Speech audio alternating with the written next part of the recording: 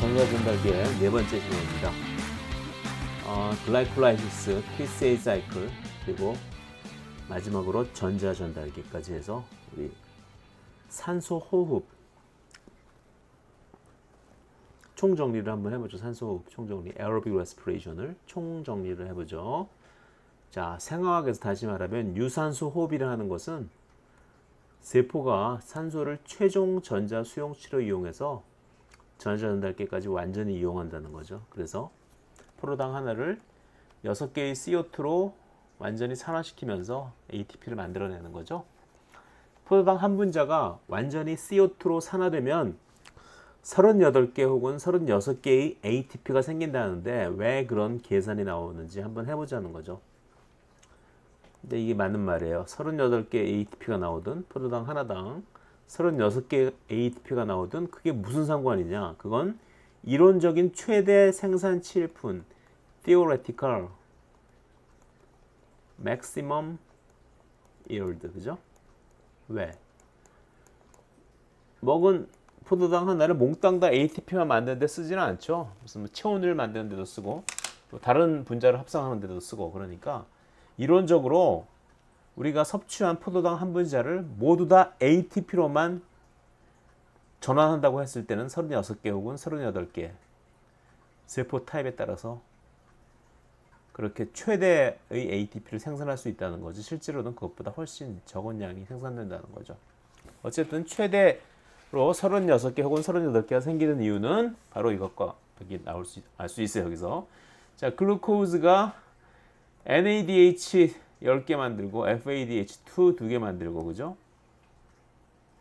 NADH 2개는 우리 글라이콜라이시스에서 생기고 나머지는 TCA 사이클과 TCA 사이클에 들어가기 위한 전 단계 파이루베이트가 아세틸코에이로 CO2를 잃고 아세틸코에이로 변할 때 그때 NADH가 하나씩 생기죠. 자, 그래서 10개 NADH 그리고 FADH2 2개 생기는 거 아시죠? 그리고 ATP는 글라이콜라이시스에서 2개, 그리고 TCA 사이클 한 바퀴 돌 때 GTP 하나씩, GTP는 ATP와 등가 교환 가능하니까 ATP 4개라고 해도 맞죠? 자, 그리고 CO2 6개로 분해가 된다. 글루코스는 탄소가 6개니까 하죠.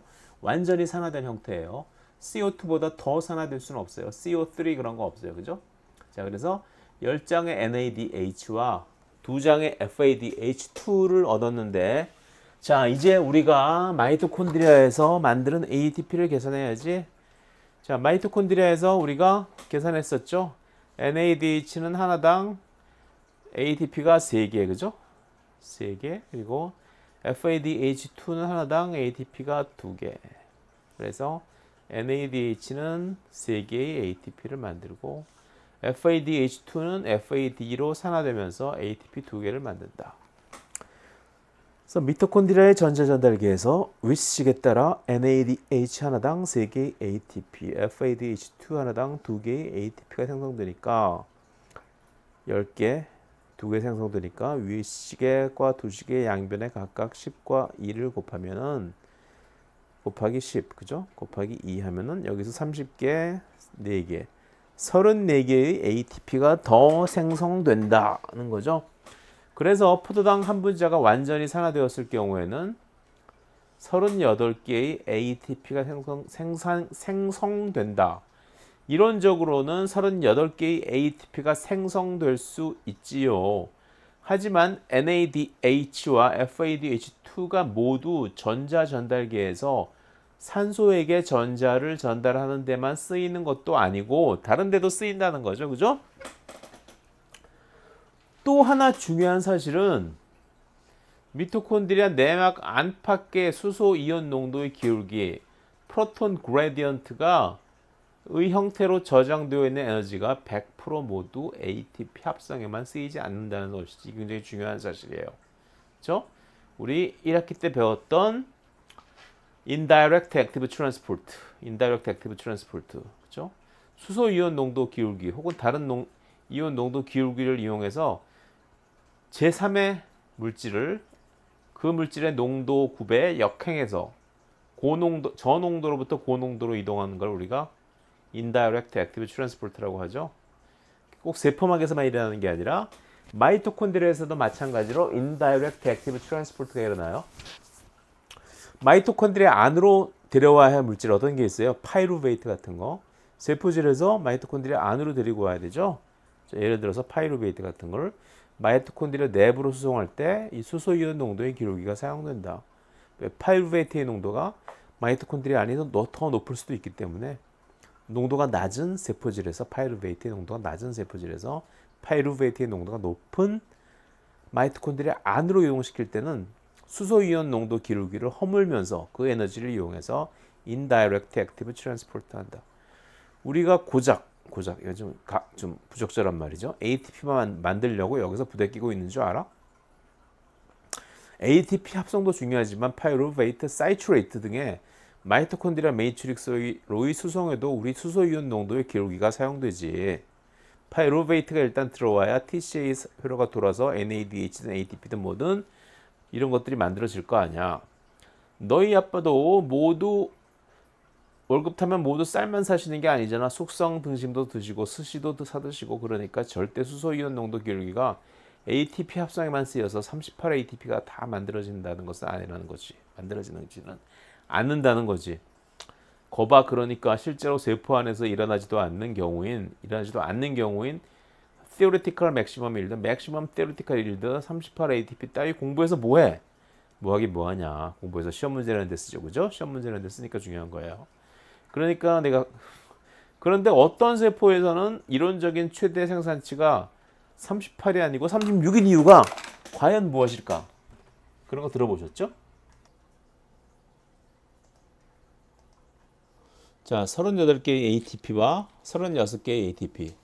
그런데 교수님 책을 보면 어떤 종류의 세포에서는 38 ATP가 아닌 36 ATP가 maximum theoretical yield, 이론적인 최대 생산치라고 하던데 왜 그런 거죠? 뇌와 근육, 기타 기관의 세포에서는 36 ATP라고 책에 나오지. 간, 신장, 심장 세포에서는 38 ATP, 그리고 브레인과 스켈레탈 머슬에서는 36 ATP. 그 차이점이 뭘까?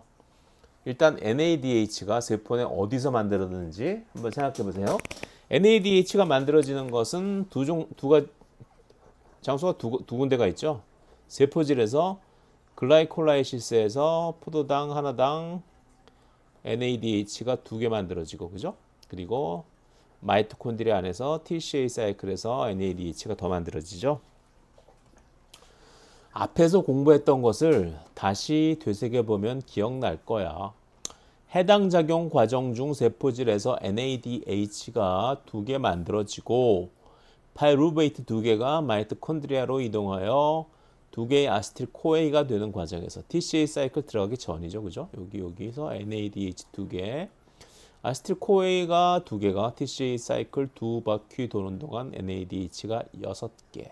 즉 마이토콘드리아에서 NADH가 8개가 만들어진다. 그렇죠? 마이토콘드리아 안에서 6개, 2개 합쳐서 8개, 그리고 세포질에서 2개. 그렇죠? 우리 세포질에서 만들어진 NADH도 전자 전달기에 참여하고 싶다. 마이토콘드리아에게 들어가게 해주쇼. 마이토콘드리아에 있는 NADH는 직접 전자 전달기로 들어가서 NADH가 갖고 있는 전자를 컴플렉스 1에게 줄 수 있는데 세포질에 있는 NADH는 그렇게 못한다는 거죠. 미안. 마이토콘드리아 내막에는 NADH가 통과할 채널 프로테인이나 캐리어 프로테인이 없어. 만약에 있다면 일로 그냥 NADH가 들어가면 되겠죠. 농도 구배에 따라 들어간다든가 아니면 여러 가지 방법을 통해서 그런 게 없다는 거예요. 그래서 셔틀을 타고 온다. 셔틀을 타고 온다는 건 셔틀 버스를 타고 오는 것 비슷하게 제가 설명을 드렸는데 실제로 NADH가 직접 셔틀을 타고 오는 게 아니고 NADH가 가지고 있는 중요한 게 뭐예요? 바로 에너지 빵빵한 전자죠. 전자. 그렇죠? 전자를 NADH에 억지로 꾸겨 넣다 보니까 전자를 싫어하는 NAD 플러스에게 억지로 전자 2개를 꾸겨 넣어서 NADH를 만들다 보니까 그 에너지가 빵빵한 스트레스를 잔뜩 받은 전자가 그 NADH 안에 있겠죠. 그래서 그 에너지가 빵빵한 전자를 셔틀에 태워서 마이토콘드리아로 보낸다는 거죠. 셔틀, 셔틀이 과연 뭘까? 뭐라고? 미토콘드리아에 오려면 셔틀을 타고 오려고 NADH가 NAD 플러스로 산화되면 어차피 NADH 너는 너무 커서 셔틀을 못 타. 빨리 나 NAD 플러스로 산화되면서 전자만 셔틀에 태워보내. 자, 이 셔틀 버스는 마이토콘드리아와 세포질을 왔다 갔다 하는 거예요. 전자 두 개가 탔죠. 자, 전자 두 개 다들 타셨으면 마이토콘드리아로 들어갑니다. 오, 셔틀 탔다. 이제 마이토콘드리아로 고고싱. 나는 셔틀 분자만 통과시키는 통로 단백질 채널 프로테인 전자 두 개를 가지고 왔어요. 자, 그러면 마이토콘드리아 안에 있는 산화된 조효소인 NAD 플러스 그리고 역시 산화된 조효소인 FAD가 있겠죠. 전자를 FAD한테 두 개 주게 되면은 FAD는 FADH2로 환원되게 되고 NAD 플러스에게 주게 되면 NADH로 환원되게 되죠. 누가 더 전자를 받기 싫어할까? NAD 플러스가 더 전자 받기 싫어하죠, 그죠? FAD보다. 별로 받기 싫지만 나한테 꾸겨 넣어도 돼. 나도 별로 전자 받기 싫지만 NAD 플러스에게 주는 것보다 편할걸, 그죠? 다시 말하지만 NAD 플러스는 탄소에 전자를 꾸겨 넣는 거고 NAD는 탄소에 전자를 꾸겨 넣어서 NADH를 만드는 거고 FAD는 질소에 전자를 꾸겨 넣어서 FADH2를 만드는 거기 때문에 FADH2 만드는 게 NADH 만드는 것보다 훨씬 편하다고 했죠. 얘가 하고 있는 말은 그 말이에요. 자, 세포질에 있던 NADH로부터 전자 두 개를 빼앗아 와서 마이토콘드리아로 모셔왔다. 누구 줄까? 얘는 전자를 내려놓고 셔틀은 다시 밖으로 마이토콘드리아 밖으로 나가야 하니까. NADH나 NAD 플러스는 마이토콘드리아 내막을 통과할 수 없기 때문에 저렇게 셔틀에 전자만 태워서 보낸다. 그러니까 셔틀을 타고 들어온 전자가 FAD에게 전달될 수도 있고 NAD 플러스에게 전달될 수도 있다는 것이네요. 맞아. 각 세포의 형편에 따라. 자, 여기서 우리 알겠죠? 기억나죠? 아까 세포 두 가지, 두 종류, liver, kidney, heart, 그리고 brain, skeletal muscle. 분명히 어느 한쪽에서는 brain하고 skeletal muscle에서는 ATP가 38개가 못 만들어지고 36개가 만들어진다고 했죠. 뭔가 할인되고 뭔가 손해보는 듯한 느낌이 되죠. 그러니까 브레인하고 스켈레탈 머슬 셀에서는 세포질의 NADH가 마이토콘드리아로 들어와서 NAD 플러스에게 전자를 주지 못하고 FAD에게 전자를 줘서 FADH2를 만든다. 즉 브레인셀과 스켈레탈 머슬 셀에서는 세포질의 NADH가 할인되어서 마이토콘드리아의 FADH2로 약간 할인이 된다. 만원짜리가 6,667원짜리로 할인이 된다. 왜 그럴까? 그거에 대해서 생각을 해보도록 할게요.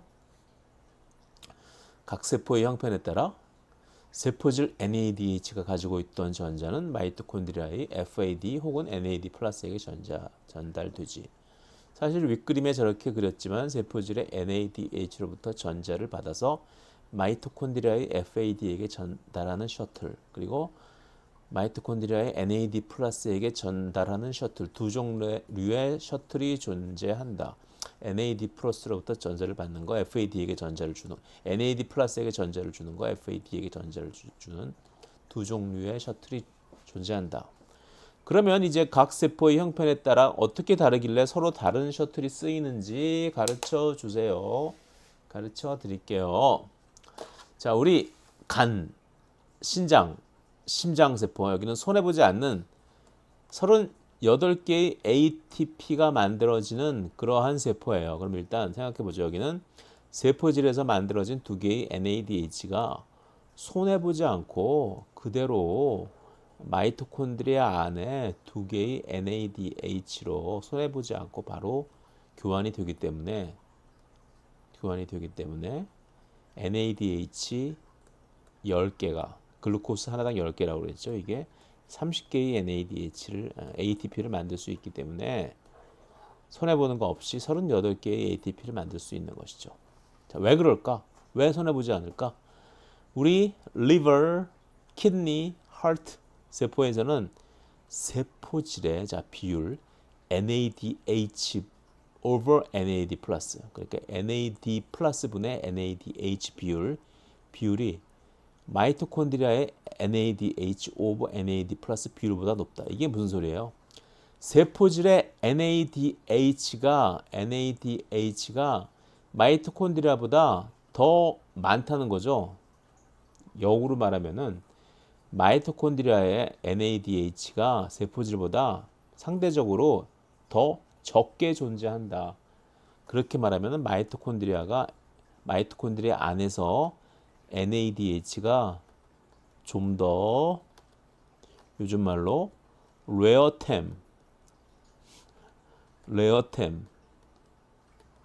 레어한 아이템이다.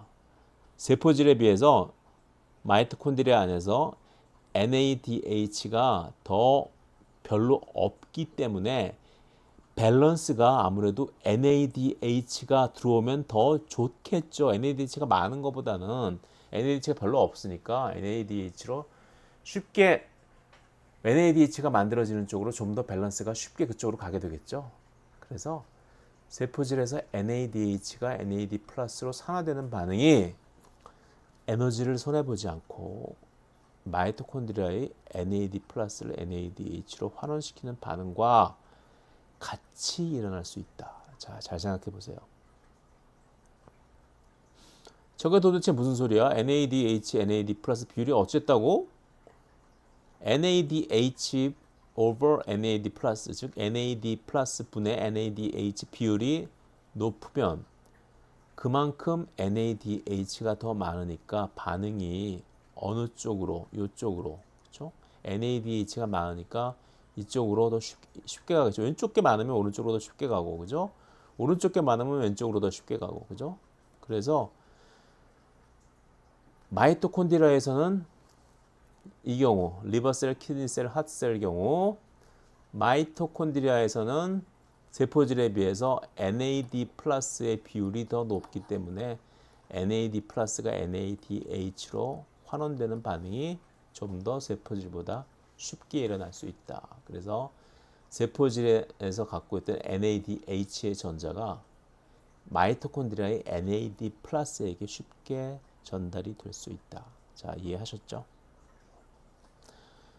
NADH over NAD 플러스는 세포의 산화 환원 상태를 나타내는 중요한 척도야. 세포질에는 NAD 플러스가 NADH보다 대개 10배 이상 많이 존재한다. NAD 플러스가 많이 존재한다. 왜? 에너지를 뺏을 분자들로부터 전자를 NAD 플러스가 뺏어와야 하니까. 반면에 우리 뇌 근육 세포는 브레인 스켈레탈 머슬 셀은 세포질의 NADH over NAD 플러스 비율이 마이토콘드리아의 NADH, NAD 플러스 비율보다 낮아서 이건 뭐예요? 상대적으로 NADH가 마이토콘드리아에 더 많이 존재한다는 거죠. 그러면 흔해 빠진 NADH를 굳이 마이토콘드리아에서 입장에서 보면은 세포질에서 굳이 가져야 될 필요가 없겠죠. 그래서 이 경우에는 세포질의 NADH를 마이토콘드리아의 NADH로 1대1로 교환하는 게 불가능하다. 왜? 마이토콘드리아의 NADH 요 비율이 더 NADH와 NAD 플러스 비율이 더 높기 때문에. 그래서 세포질과 마이토콘드리아의 NADH를 1대1로 교환하지 못한다. 그래서 세포질의 NADH로부터 뽑은 전자를 셔틀이 마이토콘드리아의 NAD 플러스에게 전달하지 못해. 그래서 뭔가를 손해봐야만 전달이 가능한 거죠. 그래서 NAD 플러스에게 전달하지 못하고 에너지를 손해보는 누구한테 전달하냐? 할인해서 좀 더 전자를 꾸겨넣기 쉬운 FAD에게 전달한다는 거죠. 그렇죠? 그래서 이걸 잘 생각해 보시면은 NAD 플러스와 NADH의 상대적인 비율을 생각하시면은 그 비율이 두 종류의 서로 다른 세포 타입, 그렇죠? 간, 신장, 심장 세포와 우리 뇌 그리고 스켈레탈 머슬셀 서로 다르다고 그랬죠. 뇌하고 스켈레탈 머슬셀, 브레인하고 스켈레탈 머슬셀에서는 마이토콘드리아에서 세포질보다 NADH가 더 많기 때문에 굳이 NADH가 더 밸런스를 더 많이, 그러니까 마이토콘드리아에 있는 NADH가 아니 세포질에 있는 NADH가 마이토콘드리아로 들어온다고 하면은 이거는 반응이 어떻게 돼요? NADH가 적은 쪽에서 더 많은 쪽으로 오는 거죠. 굉장히 불리한 거죠. 그죠? 반대로 돼야 되는데. 뭐 전자를 전달하고 뭐 셔틀 그런 거 생각하지 않고 알짜 반응만을 생각해 보면은 이 브레인셀, 스켈레탈 머슬셀에서 세포질 어디 있어? 세포질에 NADH가 NAD 플러스로 산화되면서 자기가 갖고 있는 두 개의 전자를 마이토콘드리아 안에 있는 NAD 플러스에게 줘서 NADH가 된다. 이러면 결국 알짜로 보면은 세포질의 NADH가 마이토콘드리아 안으로 그냥 그대로 이동하는 건데 하나 그냥 오는 거죠. 그럼 마찬가지죠. 그런데 NADH가 마이토콘드리아 안에 세포질보다 많기 때문에 그거는 그 평형면에서 불리한 반응이죠. 그죠? 왜? 적은 쪽에서 많은 쪽으로 오는 거니까. 그래서 그거는 일어나지 않는다. 그 대신 그 에너지를 이용해서 뭘 만든다? FAD 플러스에게 전자를 주어서 FADH2를 만든다.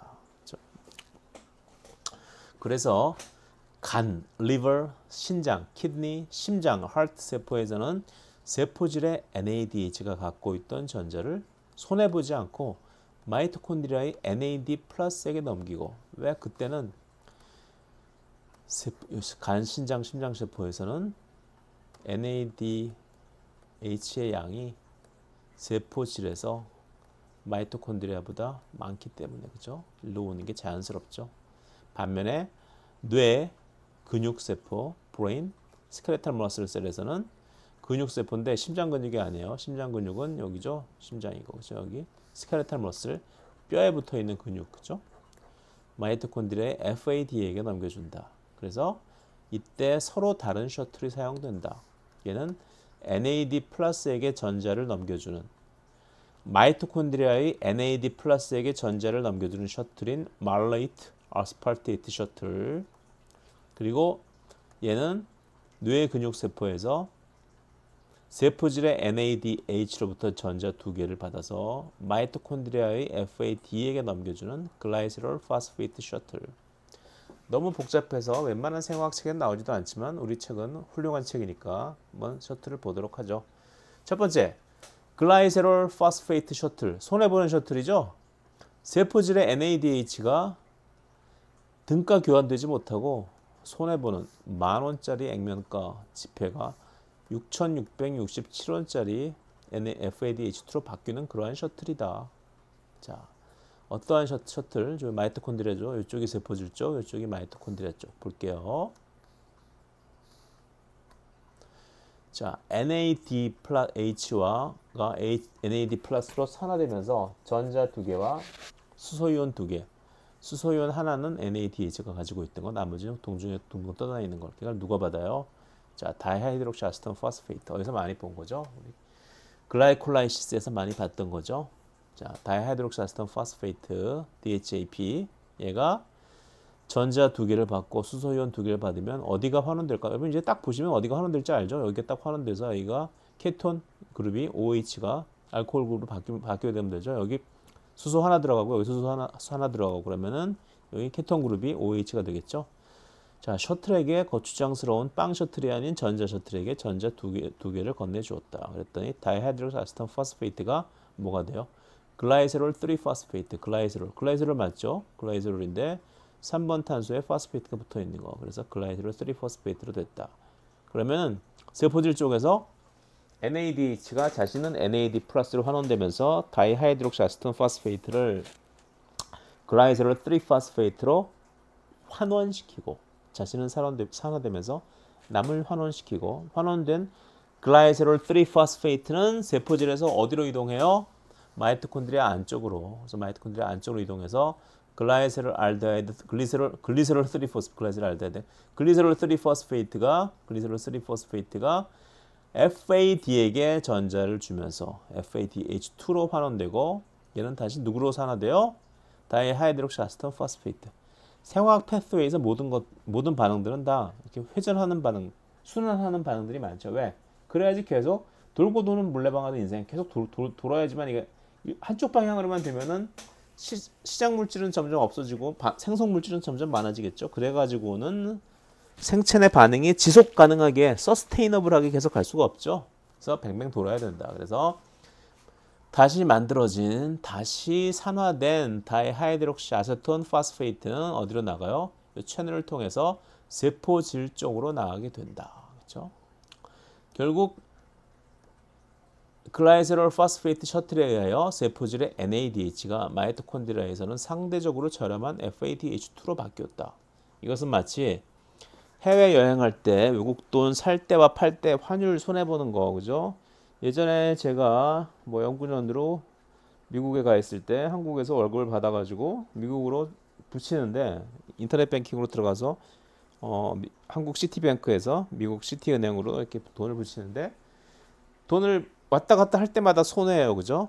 우리가 달러를 살 때는 1220원에 사지만 팔 때는 뭐 1120원에 뭐 차이가 꽤 크죠. 그래서 한국 돈을 달러로 환전했다가 다시 달러를 또 한국 돈으로 환전하고 이렇게 왔다 갔다 한 10번 정도 환전하면 돈이 아예 없어지더라고요. 그죠? 그런 거 아실 거예요. 굉장히 손해보는 듯한 기분이 아주 안 좋죠.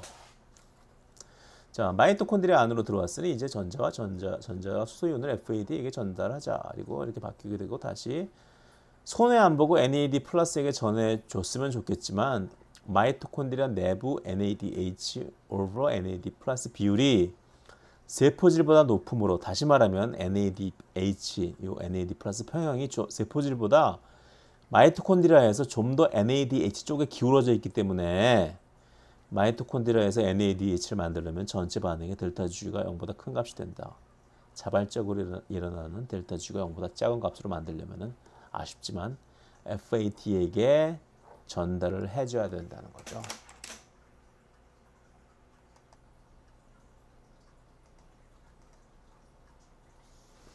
이번에는 간, 신장, 심장세포, 즉 손해보지 않고 세포질의 NADH가 마이토콘드리아의 NADH로 손해보지 않고 전달되는 그 셔틀에 대해서 볼게요. 자, 말레이트 아스팔테이트 셔틀은 간, 신장, 심장세포에서 쓰인다. liver, kidney, heart. 이쪽이 세포질 쪽, 이쪽이 마이토콘드리아 쪽. 자, 말레이트 이 정도 이제 구조 아시죠, 그죠? 우리 TCA 사이클을 배웠으니까. 자, 옥살로아세테이트 아시죠? 이것도 가장 유명한 탄소 4개짜리 유기산 옥살로아세테이트. 탄소 4개짜리 유기산 중 가장 유명한 옥살초산 옥살로아세테이트. 자, 보시면 NADH와 NAD+, NADH가 NAD+로 산화됐어요. 그러면은 전자 2개를 받으면 누가 받을까? 딱 보시면 아시죠? 이제 여기 요 케톤 그룹이 환원되기 좋게 생겼죠? 여기 전자 2개. 수소이온 2개 받아서 얘가 OH로 바뀌면 되죠. 그러면은 옥살로아세테이트가 말레이트로 바뀌게 돼요. 그럼 말레이트가 다시 어디로? 말레이트가 요 채널을 통해서 어디로 들어가요? 마이토콘드리아 쪽으로 들어가죠. 요 채널은 말레이트와 알파 키토글루타레이트를 통과시키는 채널. 말레이트와 알파 키토글루타레이트를 통과시키는 채널이에요. 말레이트와 알파 키토글루타레이트 통과시키는 채널. 말레이트뿐만 아니라 나중에 배우겠지만 알파 키토글루타레이트를 통과시켜요. 자, 말레이트가 이제 마이토콘드리아 쪽으로 들어왔죠. 자, 그러니까 어떻게 해야 되겠어요? 여기서는 전자를 전달해야 되겠죠. 말레이트가 다시 옥살로아세테이트로 산화되면서 말레이트가 가지고 있던 전자 2개와 수소이온 2개를 NAD+, 마이토콘드리아 안에 NAD 플러스에게 전달한다. 그러면 NADH가 만들어졌죠. 자, 이 스텝은 세포질의 NADH를 마이토콘드리아의 NADH로 만드는 스텝이에요. 이제 끝난 거 아니야? 근데 뭐 이렇게 되게 복잡한 게 많아. 그렇게 생각할 수도 있는데 보시면 어떻게 돼요? 옥살로아세테이트가 말레이트로 바뀌고 어디서? 세포질 쪽에서는 마이토콘드리아 쪽에서는 말레이트가 옥살로아세테이트로 바뀌었죠. 계속 이 상태로만 가면 이것만 하고 끝난다면은 모든 세포질 쪽의 옥살로아세테이트는 다 말레이트로 바뀔 테고 모든 마이토콘드리아 안의 말레이트는 다 옥살로아세테이트로 바뀌겠죠. 그래가지고는 이 시스템이 지속 가능하지 않죠. 다시 얘네들을 말레이트와 옥살로아세테이트 양을 이분하게 똑같이 맞춰줘야겠죠. 자, 그렇게 하기 위해서 또 다른 채널이 복잡하게 존재하는 거예요. 자, 옥살로아세테이트가 여기 보시면 아스팔테이트. 자, 이거 TCA 사이클의 앰피볼릭 네이처 하면서 저 뭐 옥살로아세테이트가 저 케톤 그룹을 갖다 아미노 그룹으로 바꾸면 무슨 아미노산으로 바뀐다? 아스팔테이트, 아스팔틱 애시드로 바뀌게 되죠. 요 알파 키톤 그룹을 아미노 그룹으로 바뀌게 되면은 자 NH3 플러스를 케토와 교환해 주는 것. 여기 요 엔자임들이 있죠. 엔자임들이 옥살로아세테이트를 아스팔테이트로 바꾸면서 어떻게 아미노 그룹이 어디서 났어요? 자, 글루타메이트란 아미노산을 역시 글루타메이트와 알파 키토글루타레이트는 짝이죠. 알파 키토 그룹을 알파 아미노 그룹으로 바꾸면은 글루타메이트가 알파 키토글루타레이트가 글루타메이트가 되고 이런 식으로 그죠? 이건 트랜스 아미네이션 반응이라고 하죠. 자, 그래서 옥살로아세테이트가 아미노산인 아스팔테이트로 바뀌고, 그죠? 그 중에 글루타메이트 아미노산인 글루타메이트는 TCA 사이클 인터미디에이트인 알파 키토글루타레이트로 바뀌고. 그래서 옥살로아세테이트가 아스팔테이트로 바뀌게 되면은 마이토콘드리아의 아스팔테이트는 다시 이 채널을 통해서 이번 채널은 뭐예요? 아스팔테이트와 글루타메이트를 통과시키는 채널. 자, 두 가지의 채널이 있는데 이 위에 보라색 채널은 물론 색깔이 보라색은 아니고 제가 그렇게 표현한 거죠. 얘는 말레이트와 알파 키토글루타레이트 즉 두 개의 TCA 사이클 인터미디에이트를 통과시키는 그러한 채널. 그렇죠? 알파 키토글루타레이트와 말레이트를 통과시키는 채널. 이는 TCA 사이클 인터미디에이트예요. 탄소 4개짜리 말레이트와 탄소 하나, 둘, 셋, 넷 5개짜리 알파 키토글루타레이트를 통과시키는 그러한 채널이에요. 아미노산이 아니에요, 둘 다. 반면 이 밑에 있는 채널은 둘 다 아미노산인 아스팔테이트와 글루타메이트를 통과시키는. 자, 아스팔테이트는 탄소 4개짜리 아미노산과 글루타메이트 탄소 5개짜리 아미노산을 통과시키는 그러한 채널이에요. 그래서 이 채널을 통해서 마이토콘드리아 안에 아스팔테이트가 세포질로 나가게 돼요. 세포질로 나가게 되면 아스팔테이트가 다시 이번에는 알파 키토글루타레이트에게 아미노 그룹을 남겨주면서 글루타메이트로 바뀌게 된다. 그리고 자기 자신은 다시 옥살로아세테이트가 되니까 세포질의 옥살로아세테이트가 다시 만들어지게 되죠. 그래서 이 사이클을 다시 돌리려면은 글루타메이트가 다시 어디로 들어가야 돼요? 마이토콘드리아 안으로 들어가야 됐죠. 왜? 아까 마이토콘드리아 안에 글루타메이트가 사용됐으니까. 그래서 글루타메이트가 다시 이 채널을 통해서 마이토콘드리아 안으로 들어가고, 그래서 양쪽에서 여기서는 글루타메이트, 케토글루타레이트, 여기서도 글루타메이트, 케토글루타레이트, 마이토콘드리아 쪽과 세포질 양쪽에서 저런 트랜스아미네이션 반응에 의해서 옥살로아세테이트가 아스팔테이트로 바뀌고 알파 키토글루타레이트가 글루타메이트로 바뀌는 이런 반응이 전체가 맞물려 돌아가면서 이 전체가 뱅뱅 돌아가면은 이 여기 등장 유기산 몇 개 있어요. 말레이트, 옥살로아세테이트, 그리고 알파 키토글루타레이트, 글루타메이트 네 가지가 서로 물리니까 어느 한쪽이 많아지거나 어느 한쪽이 적어지거나 뭐 글루타메이트가 세포질에 많아지거나 뭐 옥살로아세테이트가 마이토콘드리아 쪽에 적어지거나 이러한 불균형 반응 없이 전체가 다 뺑뺑 잘 돌아가게 되겠죠. 이게 돌아가도 얘네들이 다 똑같은 양으로 존재하게 되겠죠. 그게 바로 사이클의 매력인 거죠. 굉장히 복잡한 것 같지만 실제로 복잡하지 않아요. 말레이트와 아스팔테이트가 왔다 갔다 하면서 전자를 전달해 주는 시스템이라서 이름이 말레이트 아스팔테이트 셔틀. 자, 말레이트가 쭉 세포질에서 마이토콘드리아 쪽 안으로 들어오고 아스팔테이트가 다시 마이토콘드리아에서 세포질로 나가게 되니까 이름이 말레이트 아스팔테이트 셔틀이에요. 그런데 말레이트에는 아미노기가 없기 때문에 도우미로 글루타메이트와 알파 키토글루타레이트까지 등장한다. 시험에 안 낼 테니 걱정하지 마라. 그런데 오픈북 시험에서는 나올 수가 있어요. 이렇게 복잡한 걸 다 외워야 하냐? 다 외울 필요는 없지만 요 밸런스를 맞출 정도는 알아야겠죠. 왜 여기 글루타메이트면 여기 왜 알파 키토글루타레이트일지. 그것은 TCA 사이클의 앰피볼릭 네이처를 잘 알고 있는 학생들이라면 충분히 짐작할 수 있는 그러한 문제겠죠. 자, 이제 알겠지? 글라이세롤 파스페이트 셔틀을 써서 세포질의 NADH를 마이토콘드리아의 FADH2로 할인하는 뇌세포, 골격근, 스켈레탈 머슬 세포들은 해당 작용 시에 세포질에서 만들어진 NADH가 마이토콘드리아에서 FADH2로 할인이 되므로 NADH 2개가 FADH2 2개로 전환되어서 NADH 2개는 ATP를 6개 만들어낼 수 있는데 FADH2 2개는 ATP를 4개밖에 못 만드니까 결국은 2개의 ATP가 덜 만들어지는 거죠. 덜. 그래서 38이 아니라 36이 된다. 네, NADH 하나당 ATP 3개, FADH2 하나당 ATP 2개가 이론적으로 만들어진다니 세포질에서 생성된 NADH 2개가 마이토콘드리아의 FADH2 2개로 할인되는 세포에서는 ATP 2개를 손해보겠군요. 당연한 얘기죠. 그죠?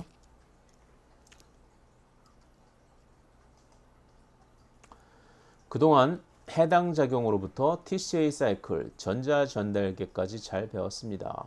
지질대사, 아미노산 대사, 핵산 대사 등 다른 생체 거대 분자들의 대사도 중요할 텐데 굳이 왜 탄수화물 포도당 대사에 강히 큰 비중을 할애하시는 이유가 무언가요? 그거야. 생물체가 필요한 에너지를 만드는 가장 중요한 대사 과정이기 때문이죠. 그래서 항상 어느 책을 보든지 글라이콜라이시스, TCA 사이클, 그리고 전자전달계가 제일 먼저 나오는 이유가 바로 그것 때문이죠. 그 메인이 바로 탄수화물 대사이기 때문이다. 그래서 일단 다음 챕터에서 빛을 통해 에너지를 만드는 광합성에 대해서 공부해보고 나머지 지질대사, 핵산대사 등은 카툰 컬리지 생화학 2 언제 나올지 모르겠어요. 생화학 1이 많이 팔려야지 나오는데 많이 안 팔려서 출판사도 원고는 많이 준비해놨는데 그죠? 출판사도 수지가 맞아야지 책을 찍어내니까 그죠? 그래서 영상을 보시는 분들은 교재를 많이 구입해 주시면 좋겠죠. 그죠? 그리고 시험 공부는 각 장 뒤에 연습 문제를 풀어보도록 하세요. 자, 끝난 게 아니고 시험에 항상 잘 나오는 이 챕터 마지막 뒤에 있는 만화를 보도록 할게요. 마이토콘드리얼 레스피레이션. 얘는 마이토콘드리아를 연구하고 싶은 그런 학생이에요. 자, 로테논이라는 물질이 마이토콘드리얼 레스피레이션을 억제한다. 로테논이라는 물질이 어떤 메커니즘으로 마이토콘드리아의 레스피레이션을 제어하는 걸까? 요즘 위키피디아 검색하면 금방 나오죠. 자, 로테논은 복합체 1에서 코엔자임 Q로 전자 전달을 중간에서 얘가 인터셉트하는 거죠. 그래서 콤플렉스 1에서 코엔자임 Q로 전자가 가지 못해서 이 전자 전달 전체가 다 막혀버린다. 전자 전달계가 두 번째 스텝에서 막혀버리니 수소 이온 농도 기울기를 못 만들고 ATP도 못 만들고 마이토콘드리아가 ATP를 못 만드니 결국 세포가 죽게 된다. 그래서 로테논을 함유한 콩과 식물을 이용해서 이 콩과 식물 로테논을 많이 가지고 있어 이 줄기를 막 찧어가지고 이 물에다가 막 연못에다 강에다 막 찧어서 이 로테논 성분을 막 퍼뜨리면은 물고기들이 레스피레이션을 못해서 숨이 막혀서 즉 산소 ATP를 못 만들어서 거의 빈사 상태가 돼서 둥둥 떠오르면 주워 담는 거죠, 그죠? 로테논에 오염된 물고기를 사람이 먹어도 될까? 이런 생각을 할 수 있죠. 나는 사람의 피부나 장에서는 흡수가 잘 안 돼요. 물고기에서는 흡수가 잘 되는데 뭐 그렇대요. 그래도 일부러 먹으면 절대로 안 돼요. 고농도에서는 흡수가 되니까. 로테논 말고도 마이토콘드리아의 레스피레이션을 저하해야 하는 ATP의 생성을 줄이는 물질들이 많이 있구나. 어떤 게 있어? 다이니트로페놀. 다이니트로페놀 이름만 딱 들어도 알겠죠. 페놀에 나이트로 그룹이 2개 달린 거. 그래미사이딘 뭐 이런 것들이 있어요. 그래미사이딘은 우리 아이오노포어라고 하는데 아이오노포어 이거 단어 모르시는 분들은 알아두세요. 아이오노포어 굉장히 유명한 거니까. 아이오노포어는 이렇게 뭐 단백질인데 이렇게 막에 파이프처럼 박혀가지고 이 기껏 만들어 놓은 농도 그레디언트를 이 파이프를 통해서 이온을 새어나가게 해가지고 농도 그레디언트를 없애버리는 그런 나쁜 놈이에요. 나쁜 놈, 좋은 놈 잘 모르겠다. 어쨌든 우리 연구자들이 자기 목적에 따라 사용할 수 있는 거죠. 그래서 뭐 칼슘 아이오노포어 같은 거를 갖다 세포에 처리하면은 세포 안에 있는 칼슘이 밖으로 막 나오고 막 안에 있는 세포 바깥에 있는 칼슘이 세포 안으로 막 들어가고 그죠? 그래서 칼슘 농도 같은 건 세포 질환이 굉장히 낮게 유지되는데 칼슘 아이오노포어 같은 걸 딱 세포에 처리하면은 세포 밖에 있던 칼슘이 세포 안으로 막 들어가서 막 이상한 일들이 막 일어나고 그러죠. 그죠? 이런 걸 아이오노포라고 그래요. 특정 아이온을 세포 내부로 통과시킬 수 있는 세포 내부 혹은 생체막 내부 이 경우에는 마이토콘드리아 이너 멤브레인에 박혀서 마이토콘드리아가 기껏 만들어 놓은 수소 이온 농도 구배를 없애버리는 거죠. 그죠? 그레미사이딘. 다이니트로페놀은 어떨까? 다이니트로페놀의 경우도 마찬가지야. 마이토콘드리아 내막을 통과하여 왕래하면서 딱 보시면 하이드로포빅하게 생겼죠. 그래서 여기 잘 왔다 갔다 해요. 수소이온을 이동시켜서 수소이온 농도 구배를 없애버린다. 이쪽이 인터멤브레인 스페이스인데 여기서 수소이온을 딱 받아가지고 O-가 OH가 됐죠. 밖으로 나가서 다시 여기서 H 플러스를 내주고 계속 반복하면서 왔다 갔다 하면서 수소이온을 인터멤브레인 스페이스에서 매트릭스로 이동시켜버린다. 다이니트로페놀의 경우 ATP 합성을 저해하여 좀 더 많은 팻을 분해하도록 유도할 수 있어서 1930년대에 살 빼는 약으로 쓰이기도 했다. ATP를 못 만드니까 얘가 왔다 갔다 하면 수소이온 농도가 다 깨져버리니까 ATP를 못 만드니까 이 마이토콘드리아는 ATP를 만들려고 더 많은 파이루베이트를 가져오고 더 많은 아세틸코일을 가져와서 계속 이걸 헛된 일을 계속 반복하겠죠. 그러다 보니까 어떻게 돼요? ATP는 안 만들어지고 팻과 우리가 먹은 카보하이드레이트가 파이루베이트, 아세틸코일로 전환되어 가지고 계속 많이 쓰이게 분해되겠죠. 그러니까 살 빼는 약으로 실제로 쓸 수가 있는 거예요. 교수님, 그런데 왜 지금은 안 쓰이나요? 다 이유가 있죠. 다이니트로페놀을 살 빼는 약으로 사용했을 때의 부작용은 어떤 것이 있을까? 글쎄요, 하긴 부작용이 있으니까 쓰지 않겠죠.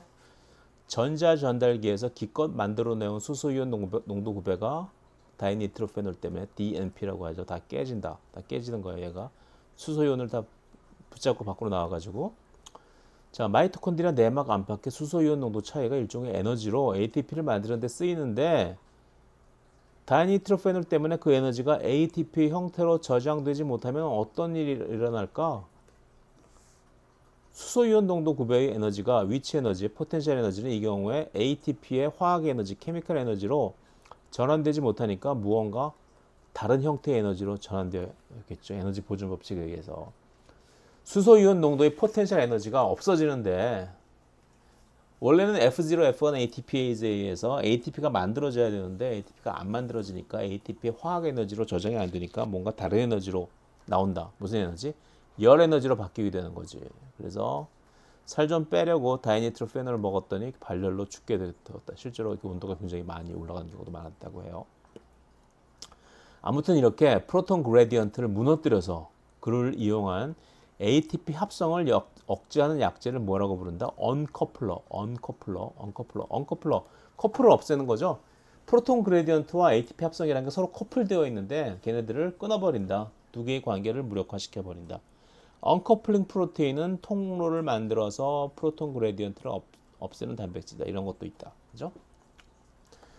그래서 언커플링 프로테인은 특히 포유류의 갈색 지방 조직, 브라운 팻 티슈에서 열을 발생시키는 데 중요한 역할을 한다.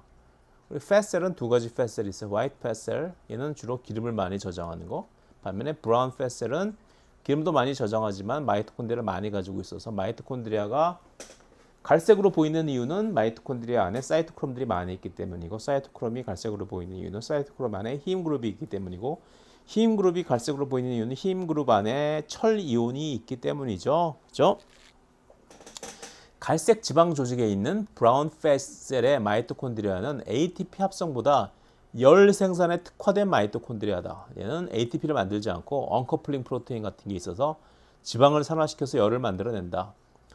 브라운 팻셀의 마이토콘드리아 내막에는 언커플링 프로테인이 존재해서 프로톤 그레디언트를 줄인다. 굳이 만들어낸 걸 다시 밖으로 내보내는 거죠. 그죠? 이로 통과해서 ATP를 만들어야 되는데 ATP 만들어야 되는데 F0, F1 ATPase가 무색하도록 수소이온이 일로 안 빠져나가고 일로 빠져나간다. 그래서 이 와중에 열 에너지가 나오게 된다. 그래서 이러한 브라운 팻 티슈는 미토콘드리아에 의한 발열은 특히 겨울잠을 자는 동물에게 유용하게 쓰인다. 그죠? 자는데 ATP 별로 필요 없다. 열이나 내자 쩝쩝. 그죠? 사람도 어렸을 때는 브라운 팻을 많이 가지고 있어서 추위를 덜 탄다고 하지. 어린애들은 추위를 안 탄다는 얘기가 바로 여기서 나온 거예요.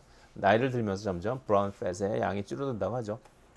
나이가 들면서 브라운 팻셀이 줄어드니까 이렇게 화이트 팻 티슈를 이렇게 인슐레이션이 잘 되기 위해서 보온 기능을 유지한다. 역시 저자의 농담이었죠. 자, 여기까지 하도록 하겠습니다. 수고하셨습니다.